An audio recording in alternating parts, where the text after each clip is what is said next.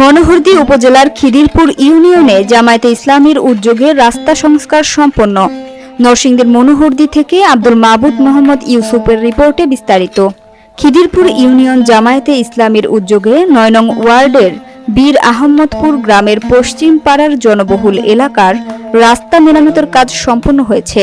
এ কাজের নেতৃত্ব দেন খিদিরপুর ইউনিয়ন জামায়াতের সেক্রেটারি কাজী ওবায়দুল হক মোদ্দাসের।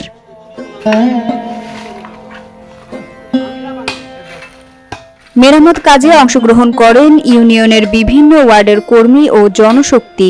এ সময় উপস্থিত ছিলেন ৯ নং ওয়ার্ড জামায়াতের সভাপতি মাওলানা অলিউর রহমান, সেক্রেটারি জনাব আব্দুল কাদির মিয়া, খিদিরপুর ইউনিয়ন যুব বিভাগের সেক্রেটারি জাহিদুল ইসলাম আয়াত, ৫ নং ওয়ার্ডের সভাপতি জনাব আব্দুল কাদির পাঠান সহ আরও অনেকে।